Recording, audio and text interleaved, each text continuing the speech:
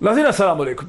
नाज़रीन, ये तो हमें पता है कि नैब लाहौर ने नैब हेडक्वार्टर को लिख दिया है कि शहबाज शरीफ साहब को एग्जिट कंट्रोल लिस्ट पर डाला जाए।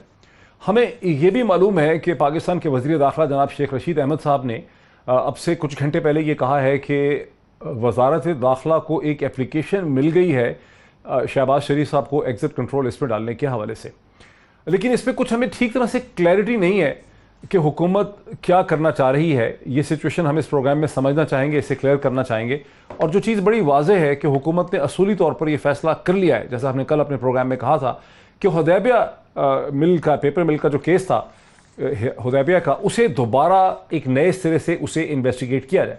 जहाँ पर एतराज़ ये हो सकता है कि चूंकि सुप्रीम कोर्ट के एक पैनल ने 2018 में रिव्यू के बाद ये कहा था कि इसको अब ओपन नहीं किया जा सकता, तो हुकूमत अगर केस को ओपन नहीं कर सकती तो क्या नए सिरे से असर नौ उसकी इन्वेस्टिगेशन का आगाज़ कर सकती है। ये जो दोनों मामला हैं इन्हें हम आज के प्रोग्राम में डिस्कस करेंगे, इसे समझना चाहेंगे इस हवाले से।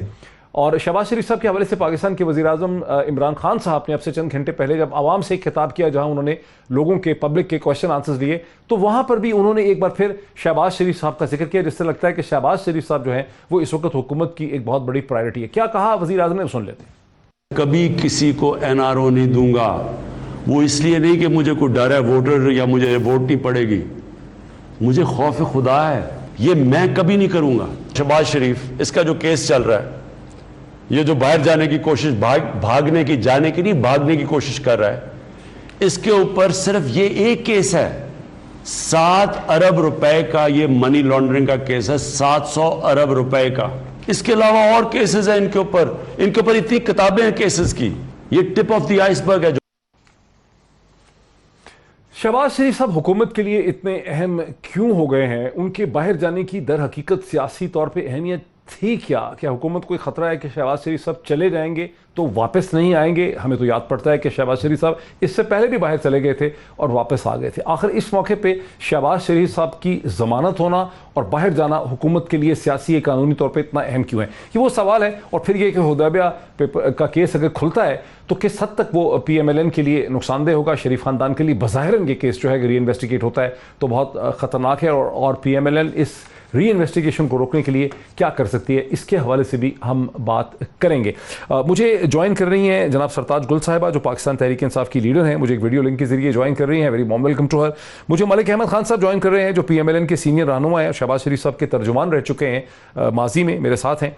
और इरशाद अहमद आरिफ साहब सीनियर एनालिस्ट हैं, रोजनामा 92 के एडिटर हैं, मुझे लाहौर से एक वीडियो लिंक के जरिए ज्वाइन कर रहे हैं। Very warm welcome to all my guest. Sartaj Gul साहब, आप हमें बता सकती हैं कि इस मौके पर गुज़िश्ता चंद दिन में शहबाज शरीफ साहब आपकी हुकूमत के लिए और वज़ीर आज़म इमरान खान साहब के लिए इतनी अहमियत के हामिल क्यों हो गए? वजह क्या है? थैंक यू डॉक्टर साहब, thank you for inviting me. हमारे लिए शहबाज शरीफ या नवाज शरीफ की बात नहीं है, हमारे लिए ये बात है कि पाकिस्तान का कौम का पैसा है, हमारी ज़ात की कोई लड़ाई नहीं है, न नवाज शरीफ से न शहबाज शरीफ से। हाँ, अलबत्ता ये है कि हर चोर, डाकू, लुटेरा, हर मनी लॉन्ड्रिंग का केस, चाहे वो हुदैबिया पेपर मिल्स का हो, चाहे वो लजीजिया केस हो, चाहे वो बेनामी अकाउंट्स हो, TTs हो, फेक अकाउंट्स हो, कब्जा माफिया हो, बेवाओं की ज़मीनों पे कब्जा हो या यतीमों की ज़मीनों पे कब्जा हो, यहाँ तक कि इनका अपना राइवंड महल भी हो, अगर वो अकाफ की ज़मीन को छीन के या फ्रॉड के जरिए हासिल किया गया हो, हर मनी लॉन्ड्रिंग का, हर कब्जा माफिया का, हर चोरी का और हर बेनामी अकाउंट्स का और हर TTs का सिरा जो है वो खानदान शरीफा में जाके निकलता है। अब नवाज शरीफ तो ऑलरेडी भगोड़े हैं और नवाज शरीफ को जो है वो पानामा केस में सजा हो चुकी है, और उस केस के अंदर ही ऑनरेबल जजेस बार ने लिखा था कि ये सिसिलियन माफिया है। अब हुदैबिया पेपर मिल जो हम रीओपन करना चाहते हैं, ये basically open and shut case है। हमारे लिए शहबाज शरीफ की अहमियत नहीं है, हमारे लिए उस पैसे की अहमियत है जो पाकिस्तान का पैसा मनी लॉन्ड्रिंग करके बाहर बेच के और महलात बनाए गए, और वो बच्चे जो भी पैदा भी नहीं हुए थे उनके नाम, उनके जो खानदान के लोग हैं उनके ऊपर अरबों की जायदादें उनके नाम के ऊपर आ गई, और माल किसका था, पैसा किसका था, पाकिस्तान का था। तो लिहाजा जब ये हुदैबिया का जो वो खुलेगा, दोबारा से केस खुलेगा, देखिए ये पानामा से भी बड़ा केस है, और मैं उस अल्फाज को सोच रही हूँ कि जो वहां तो सिसिलियन माफिया कहा गया था, तो इससे भी हमें बड़े अल्फाज जो है शहबाज शरीफ, नवाज शरीफ और उनकी फैमिली के लिए जो है वो ढूंढने पड़ेंगे, क्योंकि ये 90 की दहाई में वो पहला केस में जिस तरीके से इन्होंने अपनी ब्लैक मनी को वाइट किया, फिर एनआरओ लेके यहाँ से भाग गए, फिर इसकी कोई सुनवाई नहीं हुई, कोर्ट इसमें कोई ट्रायल नहीं हुआ। अब जब ये वापस खुलेगा तो इनके खानदान की खवातीन भी इसके अंदर शामिल है, और इसमें सबसे बड़ा जो एक्ट जो है जो कि स्टेट को हासिल है, मैं इस वक्त स्टेट का नाम इस्तेमाल कर रही हूँ, हुकूमत का नहीं, स्टेट को हासिल है, वो इन्हें के अपने ही खानदान के जो है और इनके एक जो एब्सकॉन्डर है इसहाक डार साहब, वो खुद 56 से 58 पेजेस के वादा माफ गमा है। और उनकी अपनी कन्फेशनल स्टेटमेंट अपने हाथ से लिखी हुई है, जिसमें उन्होंने फिर आते हैं कि उन्होंने नवाज शरीफ और उनके खानदान के लिए मनी लॉन्ड्रिंग की है। तो उस पे फिर आते हैं, हुदैबिया पेपर मिल्स के केस पे फिर आते हैं। जरा शहबाज शरीफ साहब मामले को, शहबाज शरीफ साहब मामले की अहमियत को जरा थोड़ा सा मैं समझ लूं। मलिक अहमद खान साहब, जहां तक मुझे याद पड़ता है कि शहबाज शरीफ साहब पहले भी बाहर चले गए थे और फिर वापस भी आ गए थे। इस मौके पे अगर शहबाज शरीफ साहब सिर्फ अपने इलाज के लिए बाहर जा रहे हैं तो शायद तहरीक इंसाफ की हुकूमत में, वफाकी हुकूमत में इतनी परेशानी और इतनी जो एंग्जाइटी पाई जाती है वो ना हो। शहबाज शरीफ साहब क्या करने के लिए बरतानिया जाना चाह रहे हैं? उनके इस दौरे की अहमियत है क्या कि तहरीक इंसाफ हर सूरत में उसे रोकना चाह रही है? केसेस खुल रहे हैं, हुदैबिया पेपर मिल भी वो खोल रहे हैं, कोई वजह होगी, कोई शहबाज, कुछ मालूमात होंगी यकीनी तौर पे वफाकी हुकूमत के पास कि शहबाज शरीफ साहब कोई ऐसा खास काम करने जा रहे हैं, कोई ऐसी खास डिसीजन मेकिंग हो रही है PMLN के अंदर जिसे वफाकी हुकूमत रोकना चाह रही है, वो क्या है? जी डॉक्टर साहब, आपका बहुत शुक्रिया। देखिए, पहले तो I take a very serious objection कि ये जब भी कहीं बैठ के आप किसी भी प्रोग्राम में जाते हैं टीवी के, तो जो भी तहरीके इंसाफ के लोग आते हैं, मेजॉरिटी ऑफ दैट उनकी गुफ्तगू बहुत ही ज़्यादा अनपार्लियामेंट्री होती है। और उसको वजह क्या है, मैं क्यों कह रहा हूँ कि अनपार्लियामेंट्री है, और वो बिल्कुल इस तरह की गुफ्तगू करते हैं कि तो जिसके आपके लोग भी उनको यही कहते हैं, प्राइम मिनिस्टर को नालायक, निकम्मा वगैरह वगैरह, लेकिन सर वो तो नहीं, देखिए ना, मैं है ना सर, वज़ीर आज़म को भी तो बड़े ही सख्त अल्फाज में आपके लीडरान रेफर करते हैं। नहीं, allow me to say that. देखिए, मेरी बात जो है वो सिर्फ इसलिए है कि मैं ये अब कहने पे क्यों मजबूर हुआ ना कि अगर मैं तुर्की ब तुर्की जवाब दूंगा तो फिर या तो गालम गलोच पे बात ख़त्म होगी या मज़ीद बदतमीज़ी होगी। समहाउ कि ये बात चोर, डाकू, लुटेरे, ये वो जुमले हैं इनके जो इनकी एक रेटरिक का हिस्सा है, किसी का पेशेंस टेस्ट करने के लिए कि समबडी जिनको बिल्कुल भी इस बात का पता ही नहीं है कि वो बात कर क्या रहे हैं, but still they just come sit and talk. और इस तरह की बात देखें ना, आप जुडिशल पर ना टच स्टोन रखें, कौन सा मेरिट है, आप टच स्टोन रखें कि सारी बहस का तीसरा एक फरीक है जो कि अदालतें हैं, और वो जब फैसले देती हैं तो फिर नताइज क्या निकलते हैं। हम ये कह रहे हैं पहले दिन से कि जिस बात पर आपका मौक़िफ़ है, starting from that judgement supreme court की, जिसके ऊपर मुझे शदीद एतराज़ है, लेकिन वो भी डिस्क्वालिफिकेशन सिर्फ उनकी एक लाइसेंस टू वर्क के ऊपर कर रही है, इसके अलावा कुछ और प्रूव नहीं कर रही, JIT पे भेज रही। और JIT के सामने सब्जेक्ट मैटर जो था वो ये हुदैबिया के डिटेल्स उन सारे वॉल्यूम्स में मौजूद थे।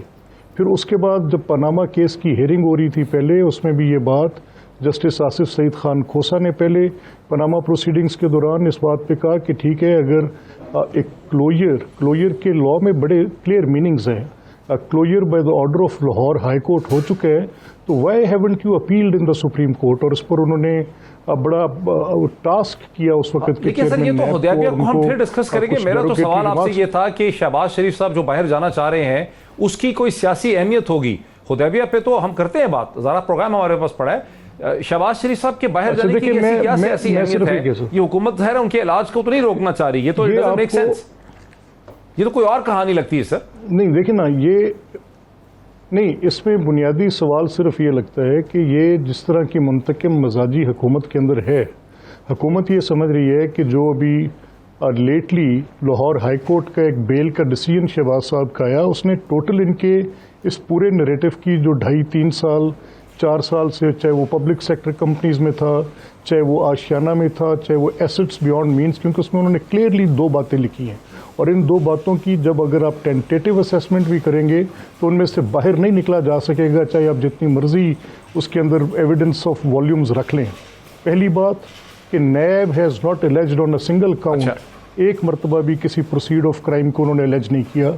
और सेकेंडली, कोई किकबैक, कोई करप्शन के मीन्स, कोई ऐसी इल गॉटन मनी एसेट्स की इन्हांसमेंट के लिए नैब ने प्रोब नहीं की। हाँ। तो इसके बाद आप मुझे बताएं कि मेरे सवाल का जवाब नहीं मिल रहा। बिल्कुल बहस सारी हो रही है कि शहबाज शरीफ साहब बीमार हैं तो जाना चाहिए कि नहीं जाना चाहिए। मेरे साथ जरा रुकिए, मैं आपके एक सेकंड, मैं प्रोड्यूसर साहब आप वो क्लिप दिखाएं जो इस वक्त सोशल मीडिया चल रहा है। सर क्लिप चल रहा है कि जब मुशर्रफ साहब की बीमारी को बाहर जाना चाहते थे तो उस वक्त पीएमएलएन के लीडरान ये कहते थे कि बीमारी की बेसिस पे किसी को बाहर जाने का हक नहीं हो सकता, ये कानून की खिलाफ वर्जी। जनरल मुशर्रफ बहरहाल चले ही गए और किसी ने इस्तीफा नहीं दिया था। इरशाद अली साहब, मुझे ऐसा लगता है कि मलिक अहमद खान साहब तो एक उसमें हुदैबिया पेपर मिल के केस में जा रहे हैं और चीज़ों में शहबाज शरीफ साहब के बाहर जाने की कोई सियासी अहमियत होगी। आप एक बहुत बड़े उर्दू अखबार के मुदीर हैं, एडिटर हैं, आप क्या हमें समझा सकते हैं कि इतनी खींचातानी जो शहबाज शरीफ साहब के बाहर जाने पे होगी? पहले भी गए थे, वापस आ गए थे, कोई मसला है शहबाज शरीफ साहब के बाहर जाने में? क्या है वो इशू?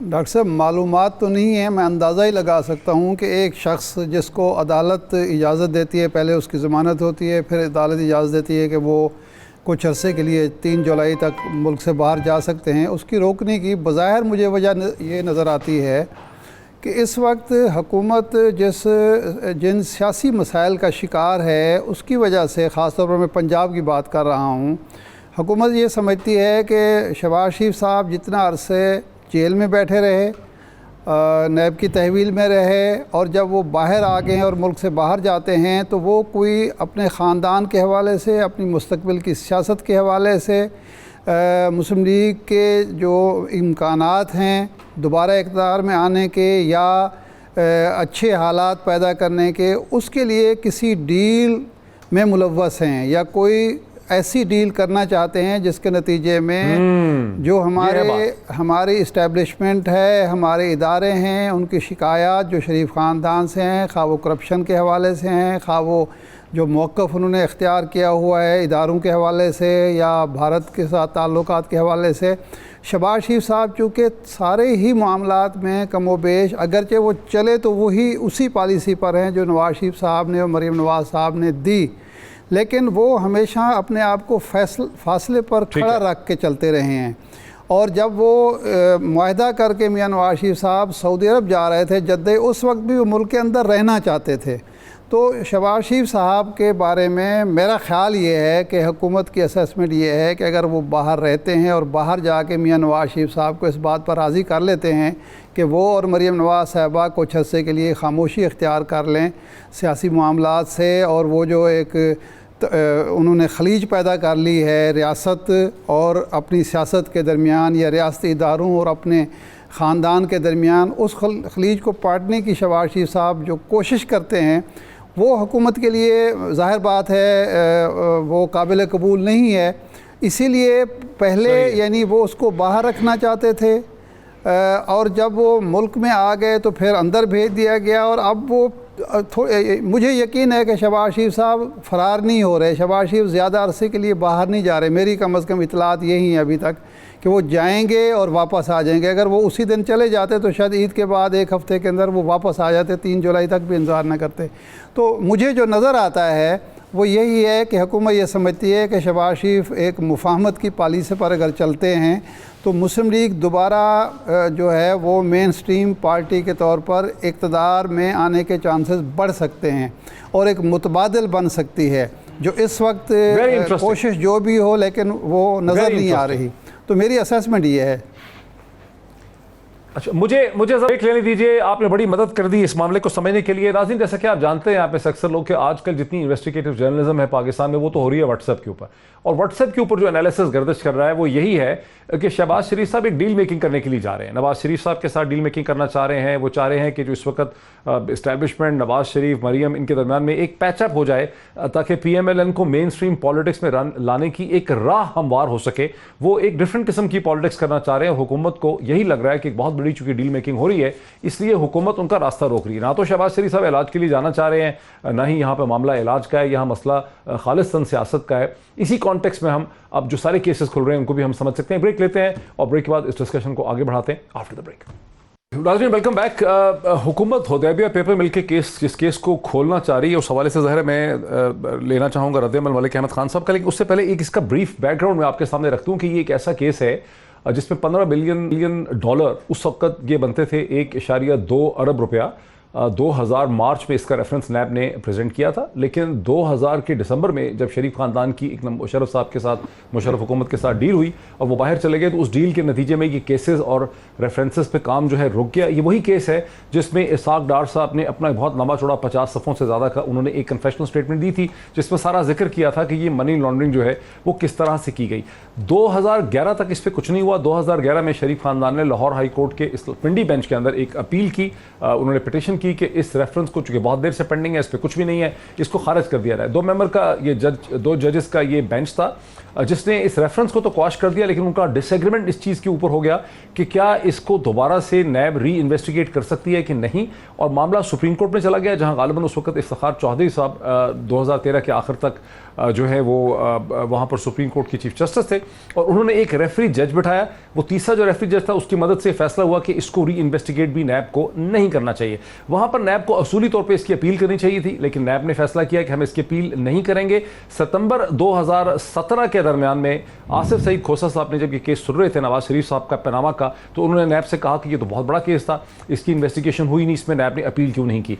नैब ने सितंबर 2017 में सुप्रीम कोर्ट के सामने इसको खोलने की अपील की और वहां पर एविडेंस ये रखी कि पनामा की इन्वेस्टिगेशन की जो JIT थी उसने नए हकायक डिस्कवर किए हैं। काजी फायज ईसा साहब उस पैनल को गालिबन हेड करते थे सुप्रीम कोर्ट में, उन्होंने ये कहा कि ये तो कोई एविडेंस नहीं बनती पनामा और JIT की, और उन्होंने उसको रद्द कर दिया।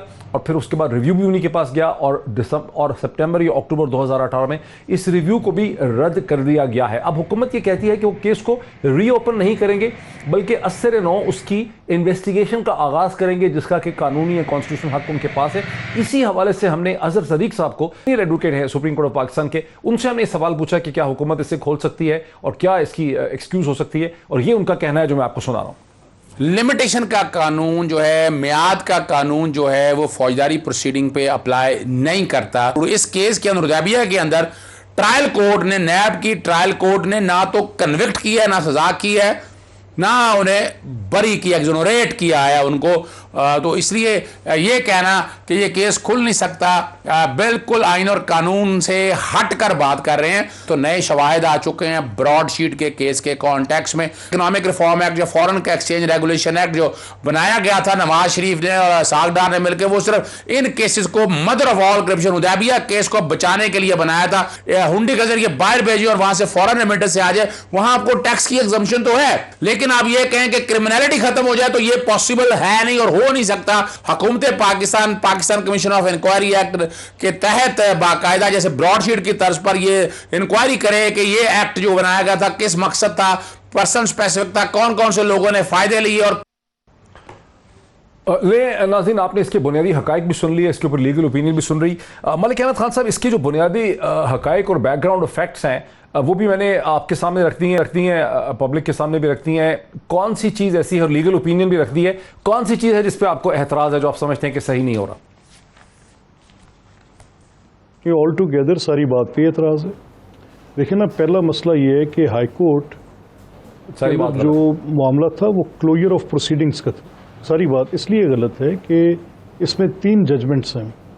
पहली जजमेंट क्लोजर ऑफ प्रोसीडिंग्स की है, जिसमें आपने दुरुस्त कहा कि डिसेंटिंग अपोजिशन थी और रेफरी जज के पास ये मामला गया था, और रेफरी जज ने इसकी क्वेश्चमेंट और क्लोजर ऑफ प्रोसीडिंग्स का एग्री किया, जो उसमें उस वक़्त के जस्टिस शमीम खान साहब थे, उनके उस फैसले के साथ। और फिर बाद में जब ये पनामा प्रोसीडिंग्स में मामला आया तो उसमें भी ये बात तय हुई, जब जस्टिस आसिफ सईद खान खोसा का आपने भी रेफरेंस दिया कि वो ये बात उन्होंने की कि इसमें सुप्रीम कोर्ट को अपील में जाना चाहिए था, तो उस वक्त के चेयरमैन नैब ने ये कहा कि ये जो प्रोसीडिंग्स थी, क्योंकि ये सारी नैब को अपील में जाना चाहिए, में चली गई अपीलेट ज्यूरिसडिक्शन।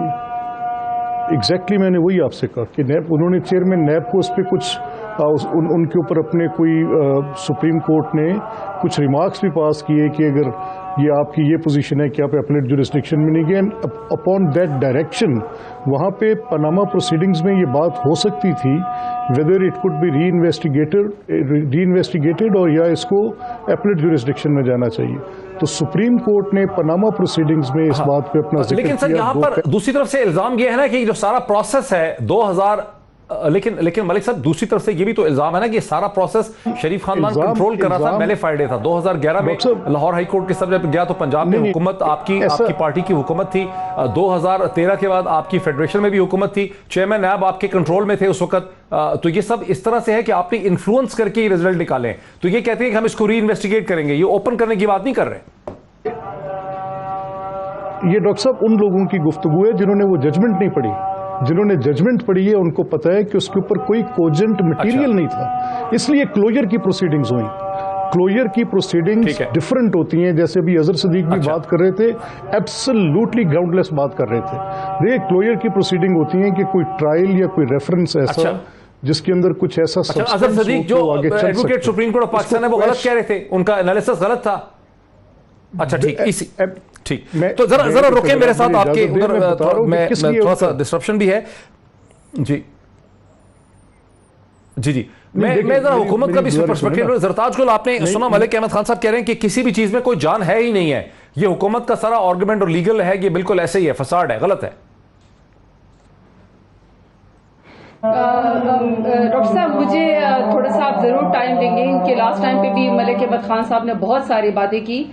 ये तो अभी जो हुदैबिया पेपर केस जब री ओपन होगा और होने जा भी रहा है तो इनको सारे ग्राउंड्स का पता चल जाएगा कि 1242 मिलियन की इन्होंने किस तरह जो है वो मनी लॉन्ड्रिंग की शहबाज शरीफ ने, नवाज शरीफ ने और उसकी फैमिली में। और उसके जो वो वादा माफ गवाह है 25 अप्रैल को 2000 में जो इसहाक डार के 58 पेजेस की अपनी स्टेटमेंट है और उन्होंने खुद बताया कि मैंने 14.86 मिलियन डॉलर की किस तरह जो है वो मैंने मनी लॉन्ड्रिंग की फिक्टिशियस अकाउंट में नवाज शरीफ और शहबाज शरीफ की फैमिली में। तो वो तो सारा केस जब इनके सामने आ जाएगा तो ये तो पानामा केस को भी कहते थे कि छोड़े ये जो है वो भूल जाएगी, ये कौम भूलती नहीं है ना हम भूलते हैं। लेकिन मैं जरा पिछली दो बातों पे कमेंट करना चाहती हूँ। मलिक अहमद खान साहब ने बजाय इसके कि अपने फैक्ट्स एंड फिगर के साथ जवाब दे, इन्होंने डायरेक्ट छलांग लगा दी कि ये हमें डाकू कहते हैं, चोर कहते हैं। थोड़ी सी अपनी फैक्ट्स एंड फिगर्स ठीक कर ले। आपको सिसिलियन माफिया जो है वो पनामा केस में सुप्रीम कोर्ट के ऑनरेबल जजेस साहिबान ने कहा था, मैंने नहीं आपको कहा था। तो अगर आपने किसी के ऊपर कंटेम्प्ट ऑफ कोर्ट लगानी है तो वो कोर्ट के जजेस को करने दें, आप उनके अलमबरदार इसलिए न बने कि जिस टाइम पे अगर आपने अलमबरदार बनना है कोर्ट का, तो जिस टाइम पे हम आपको कह रहे हैं कि जब नवाज शरीफ को बेल मिली थी और उसी ऑनरेबल कोर्ट ने उनको इश्तिहारी करार दे दिया, एब्सकॉन्डर, उनको कहा कि इनको वापस लाया जाए, तो उस वक्त आपने कोर्ट की जो है नपासदारी की और जमानती को अब आप भेजना चाहते हैं जो 20 रुपए के स्टाम्प पेपर पे गया था। तो बात ये नहीं है कि हमें कोई डर है या कोई खौफ है, बात ये कि जिस खानदान की रिवायत है कि उन्होंने भगोड़ा बनना है और उनको आदत है हर दफा नोटों के बैग लेके भागने की, डीले करने की, तो वो हिस्ट्री बताती है, उसे मुझसे ऑफेंड होने की जरूरत नहीं है। दूसरा, जब आप शहबाज शरीफ को बाहर भेजने के बजाय बेहतर ये है कि आप बेनामी अकाउंट्स में जो उनसे सवाल किया गया था और उनके सवाल नैब के ऊपर ये कि 1990 में आपके पास 21 लाख की टोटल खानदान की जायदाद थी शहबाज शरीफ से, और जब आप 2018 में मनसब जो आपका सीएम का था, जब आप वहां से उतरे तो आपके पास 7 अरब 23 करोड़ 80 लाख रुपए की जायदाद थी और आप कहते हैं मैंने एक धेले की करप्शन नहीं की। तो ये फैक्ट्स एंड फिगर्स आपके पास सवाल नामा है, बजाय इसके जवाब ये दे कि मेरी कमर में दर्द था या मैं 10 भैंसों का दूध बेच के गुजारा करता हूं, ये बता दे कि आपके पास मनी ट्रेल क्या है। तीसरा, आपने बताया कि नवाज शरीफ साहब को तो इकामा के अंदर अभी मलिक साहब ने अल्फाज ऐसे इस्तेमाल किए, एक सेकंड डॉक्टर साहब, मलिक साहब ने अल्फाज ऐसे इस्तेमाल किए कि पनामा में तो उनको कोई सजा नहीं हुई थी। जरा मुझे इसमें लाने दीजिए को किसी कंपनी एक सेकंड डॉक्टर साहब कि वो तो किसी अकामा होल्डर थे। इजंट इट अ शेम कि पाकिस्तान का 3 दफा का वजीर आजम रह चुका हो और इसी तरह के यहाँ के आपके फेडरल मिनिस्टर्स रह चुके हों, वो किसी और मुल्क में कहीं पर चपरासी की नौकरी कर रहे हों, कहीं पर चौकीदार की नौकरी कर रहे हों, कहीं पर जो है वो वहां पे एम्प्लॉइज हो और यहाँ तो फेडरल मिनिस्टर हो। अच्छा, अब जरा इरशाद साहब को आने दीजिए। आप जो है वो प्राइम मिनिस्टर हो और आप ये कहें कि मुझे तो सजा, आपका केस बड़ा क्लियर है, इकामा पे भी सजा कोई अच्छी बात नहीं है। जी इरशाद साहब जरा रुकिए सरताज गुल साहब। इरशाद अहमद आरिफ साहब, पहला क्वेश्चन मेरा ये है कि आपको लगता है कि हुकूमत जो है वो वाकई अब सीरियस है, कमर बस्ता है, डिटरमिन्ड है हुदैबिया पेपर मिल के केस को खोलने के लिए, या शरीफ खानदान को हुकूमत डरा रही? गुजारिश ये है कि हुकूमत के सीरियस होने से, नॉन सीरियस होने से तो कोई मसला हल नहीं होगा। सवाल ये है कि अगर हुकूमत सीरियस है तो जो पहले से केसेस हैं जो कोर्ट में, एहतसाब कोर्ट में चल रहे हैं, उन पर तवज्जो दी जाए। वहाँ से अगर मजबूत केस है, और हमें जो कुछ बताया जाता रहा है अब तक नैब की तरफ से और हुकूमत की तरफ से, वो बड़े मजबूत केसेस हैं, तो उन पर तवज्जो देने की बजाय एक नया केस खोल देंगे, फिर एक नई बहस शुरू हो जाएगी। इसका मुझे कोई फ़ायदा नज़र नहीं आ रहा। यानी अगर जो एतजाज़ हसन जैसे वकील भी कह रहे हैं वो कि ये कहते हैं, खुल सकता है, सर वो ये कहते हैं, उन्होंने जो इस पे बात की है ना, बैरिस्टर शहजाद अकबर ने इस पे जो बात की है, जॉइंट प्रेस कॉन्फ्रेंस की थी फवाद चौधरी के साथ, उस पे वो कहते हैं कि बाकी सारे केसेस की एविडेंसेस इसके साथ से फंसी हुई हैं। इस केस में शहबाज भी हैं, नवाज भी हैं, हमजा भी हैं, मरियम भी हैं, इसहाक डार भी हैं, और ये सब लोग बाहर हैं। इस केस के ये $15 मिलियन जो अब तकरीबन 2.4 अरब रुपया जो है वो बनता है, और इसके अंदर कन्फेशनल स्टेटमेंट भी है, और उसके अंदर फिर वो जो कन्फेशनल स्टेटमेंट है वो सिर्फ ख्याल नहीं है बल्कि उसमें डिटेल्स भी हैं जिससे चीजें साबित होती हैं। तो अगर इसको खोला जाए, और वो कहते हैं इसके फैक्ट्स को तो कभी एग्जामिन किया ही नहीं गया, ये तो रेफरेंस की स्टेज पे इसको खत्म कर दिया गया। इस पे कभी ये रेफरेंस बना था लेकिन इस पे कोई इन्वेस्टिगेशन हुई नहीं है, ये प्रॉपर इस्तिगासे का केस बना ही नहीं है, वो ये कहते हैं। डॉक्टर साहब गुजारिश ये है, अगर ये खुलेगा, नए सिरे से इन्वेस्टिगेशन होगी तो केस भी तो नए सिरे से चलेगा ना। जब एक केसेस जो 2-2.5 साल से चल रहे हैं उनका अभी तक फ़ैसला नहीं आया है, इसलिए कि डिलेइंग टैक्टिक्स भी इख्तियार किए जाते हैं, और भी जो तरीके होते हैं वो हैं। और उसमें सबसे बड़ी जो शहबाज शरीफ साहब के केस में है कि 100 वो जो केस चल रहा है जो बड़ा मजबूत केस समझा जाता है, 110 गवाह रख दिए गए हैं, और अभी तक मेरे ख्याल 10 या 12 गवाहों की गवाही हुई है। बाकी अभी 100 गवाह हैं और वो अगले 2-2.5 साल गुजर जाएंगे उसके। तो मेरा कहना ये है कि अगर नया केस आप बनाते भी हैं और उसमें भी फिर इसी तरह गवाहियाँ शुरू होंगी, इन्वेस्टिगेशन पहले होगी, फिर गवाही शुरू होगी, फिर भी 2-2.5 साल लगेंगे, तो मेरा ख्याल मुझे ब्रेक लेने दीजिए। बेसिकली इरशाद साहब का ये समझते हैं कि ये अगर नया केस बनेगा, हुकूमत इसको इन्वेस्टिगेट करेगी, ब्रेक में ले लूँ, इन्वेस्टिगेट करेगी तो नए सिरे से तो एक लंबा प्रोसेस शुरू हो जाएगा, केस बनना, अदालत के सामने आना, गवाहियां होना, तो इसका फैसला भला कहाँ हो पाएगा। जरा ब्रेक लेते हैं और ब्रेक के बाद मजीद इसी इशू के ऊपर बात करते हैं, बात को आगे बढ़ाते हैं आफ्टर द ब्रेक। नाज़रीन वेलकम बैक। सीधा चलता हूं जरताज गुल साहिबा की तरफ। जरताज गुल साहिबा मेरे पास 8, साढ़े 8, 9 मिनट है। मैं बहुत चाहता हूं क्विकली तौर पर हम जरा आगे चलें। अगर आपने सुना कि इरशाद आरिफ साहब का ब्रेक से पहले कहना है कि अगर एक नया केस हुकूमत लेकर आती है तो जाहिर है नए सिरे से इन्वेस्टिगेशन होगी, इंक्वायरीज कंप्लीट होंगी, रेफरेंस बनेगा, फिर वो पहली अदालत जो होगी कहीं, जो भी first court of first instance होगी, उसके सामने आएगा। ये करते कराते तो शायद उनका हिसाब है कि 2-2.5 बरस तो वैसे ही लग जाएंगे, केस तो फिर दोबारा इलेक्शन का टाइम आ जाएगा, केस तो इनकम्प्लीट ही रहेगा। तो फिर अब क्या इसमें विजडम क्या है आपकी हुकूमत की? डॉक्टर साहब, मैं इरशाद आरिफ साहब की बहुत ज़्यादा इज्जत करती हूँ, बहुत अच्छे एनालिस्ट है, सीनियर हैं, लेकिन आज उनकी बातें बड़ी डिसअपॉइंटिंग है। मैं और आज उनकी दोनों बातों से डिसएग्री करूंगी। पहले उन्होंने ये कहा कि इस केस में कुछ भी नहीं मिलेगा और मजीद 2.5 साल गुजर जाएंगे। 2.5 साल क्या 10 साल गुजर जाएं, जिसने भी पाकिस्तान का पैसा लूट के खाया है, जिसने भी मनी लॉन्ड्रिंग की है, उसको कभी भी नहीं छोड़ना चाहिए। और इतनी बड़े हुदैबिया जो ओपन एंड शट केस है, जिसका इतनी बड़ी तफ्तीश के बाद उसका आज तक ट्रायल भी एक दफा नहीं हुआ, उसका जरूर ट्रायल होना चाहिए, मंतक के अंजाम तक पहुंचना चाहिए। दूसरा, उन्होंने पहले एक और सेगमेंट में कहा कि शायद PMLN को ऐसे डील करने जा रही है कि नेक्स्ट जो है वो हुकूमत में उनका कोई चांस है। देखिए, जो बंद दरवाजों के पीछे साजिशें करके हमेशा से बगैर वोट के जो है पहले से शेरवानियां सिलवा लेते हैं, मेरा तो ख्याल है कि उनका जो चैप्टर है वो क्लोज हो चुका है। अवाम की अदालत में PMLN, peoples party, Pakistan Tehreek Insaf सब जाएंगे। और मैं जहां तक देख रही हूं, जहां तक बाई इलेक्शन है, जहां तक सेनेट का इलेक्शन है, जहां तक जनरल इलेक्शन है, PTI अपने आवाम के सामने जवाबदेह है और हम जीत कर आएंगे। अगर इरशाद आरिफ साहब को ये लगता है कि दोबारा PMLN बंदरबाजों के पीछे साजिश करके शेरवानियां सिलवाना, वो तो एक अलग मामला है, वो तो एक अलग मामला है। मुझे टाइम दें वजाहत का। आरिफ साहब, वो उनका ख्याल है कि वैसे तो आप बहुत अच्छा कमेंट एनालिसिस करते हैं, लेकिन आज उनका वोट ऑफ नो कॉन्फिडेंस है आपके खिलाफ। नहीं, ठीक है, उनका हक हासिल है। उनको सवाल ये, मैंने ये कहा है, मैंने जो बात की है वो ये है। देखें, पहली बात तो ये है कि शहबाज शरीफ साहब और मुस्लिम लीग नून की जो सियासत इस वक्त चल रही है, शहबाज शरीफ साहब शायद वो समझते हूँ कि इस वक्त अगले इलेक्शन में भी इस वक्त तो मैं नहीं समझ रहा कि कोई तब्दीली आ रही है या हुकूमत जा रही है या आ रही है, ये नहीं है। अगले इलेक्शन में लेवल प्लेइंग फील्ड लेने के हुकूमत को लिए। गिराने तो नहीं वो जा रहे, नहीं, मेरा ये नहीं बता ख्याल। दें। ना बिल्कुल शहबाज नहीं। शरीफ साहब हुकूमत को गिराने तो नहीं जा रहे 2021 में। ना बिल्कुल कोई गिराने नहीं जा रहा, ना जरदारी साहब तो फिर गिराना चाहते हैं, ना हुकूमत क्यों उनका शहबाज। रास्ता रोक रही है? अगले इलेक्शन में तो फिर शहबाज का मसावी, रास्ता रोकने की जरूरत क्या है? सर अगले इलेक्शन में अगर नवाज शरीफ साहब की पॉलिसी प्रिवेल करती है, मरीम नवाज की पॉलिसी प्रिवेल करती है, तो अगले इलेक्शन में भी इनको मसावी मौके मिल नहीं सकते, लेवल प्लेइंग फील्ड नहीं मिल सकती। शहबाज शरीफ साहब कहते हैं कि जो नुकसान हमें हो चुका है यहाँ रोक लें, मज़ीद नुकसान ना होने दें।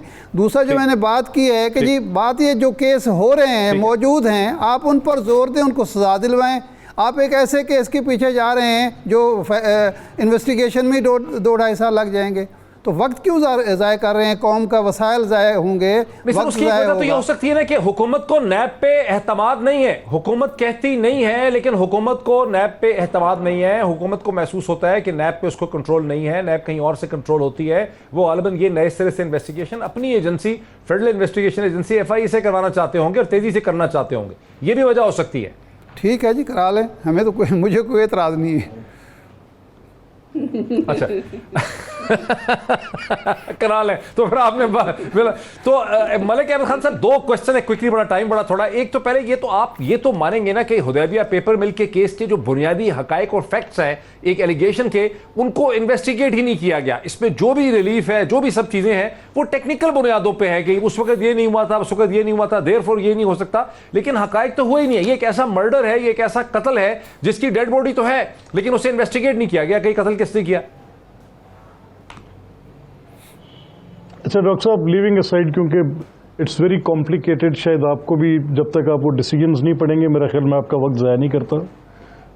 ये जो अभी इरशाद साहब ने बात की पहले पढ़ा हुआ है सर मैंने, 2018 शहबाज साहब का ये नहीं, वो गालिबन आपने गौर से नहीं पढ़ा, अगर क्योंकि मुझे आपकी अंडरस्टैंडिंग का अंदाजा है। अगर आप उसको प्रॉपरली पढ़ेंगे तो आप ये सवाल ही नहीं आप ये करेंगे। कह रहे हैं कि उससे री इन्वेस्टिगेशन का स्कोप हमेशा के लिए बंद हो गया है। मैं आपकी ओपिनियन तो ले लूं ना, आपका एनालिसिस ये है कि अब री इन्वेस्टिगेशन उस सुप्रीम कोर्ट की जजमेंट के नतीजे में नहीं हो सकती। मेरा सर मुझे बता देना सिंपल, मेरा बड़ा इसके ऊपर मेरा बड़ा सटल, बड़ा 2 टोक मैं आपसे कह रहा हूं कि closure means by courts closure, that's all, period. Government अगर अब ये करेगी तो डिसरिगार्ड करेगी 2 ऑर्डर्स को, करती है तो भले से करके देख ले, भी है वो लीगल ऑप्शंस, और हम उसको लेकर अपनी सारी बात को सामने रखेंगे। ये कभी भी नहीं होता जब क्लोजर हो रहा हो तो फैक्ट्स उसके अंदर नहीं होने देंगे आप, इसको री इन्वेस्टिगेट नहीं होने देंगे। लेकिन लिविंग दैट असाइड, अच्छा आगे लिविंग दैट असाइड आगे लेके चले। हुदैबिया पेपर मिल केस से शरीफ खानदान इतना क्यों डरता है? नहीं, हम डरते नहीं हैं। देखिए डॉक्टर साहब जरा आप इस चीज़ के ऊपर आ जाएं जो इरशाद आरिफ साहब ने आपसे बात की। ये ज़्यादा ज़रूरी बात है, मैं आपसे इसलिए इसको बार बार आपको खींच के वहाँ ला रहा हूँ। नहीं, इरशाद साहब ने बड़ी इरशाद साहब ने बड़ी मुनासिब बात की है, और उन्होंने कहा नहीं, देखें इरशाद साहब ने एक बड़ी मुनासिब बात की कि शहबाज साहब का गालिबन ये फियर फैक्टर हो सकता है कि लेवल प्लेइंग फील्ड ना हो, और लेवल प्लेइंग फील्ड जब नहीं होता तो फिर तब पपिट्स ही क्रिएट किए जाते हैं ना। somebody you like and you create that, दूसरे को लेवल प्लेइंग फील्ड नहीं देते। तो हम ये चाह रहे हैं कि ये पपिट रूल जो है जिसके साथ इस मुल्क का बेड़ा गर्क हो गया है, आप क्या कर रहे हैं? आपने इस वक्त जो टोटल गवर्नेंस का मॉडल है उसको आपने डिसरिगार्ड किया हुआ है, और जो आपकी हुकूमत की तरफ से फोकस है वो सिर्फ उन मुकदमात पे है जो एब्सोल्यूट प्रोसिक्यूशन है। लेवल प्लेइंग फील्ड तो इरशाद साहब ने लफ्ज़ इस्तेमाल किया है ना, वो ये भी हो सकता है कि शहबाज शरीफ साहब चाह रहे हो कि अगले इलेक्शन में उनकी मदद की जाए। यहाँ तो खाली लेवल प्लेइंग फील्ड तो एक बड़ा आइडियलिस्टिक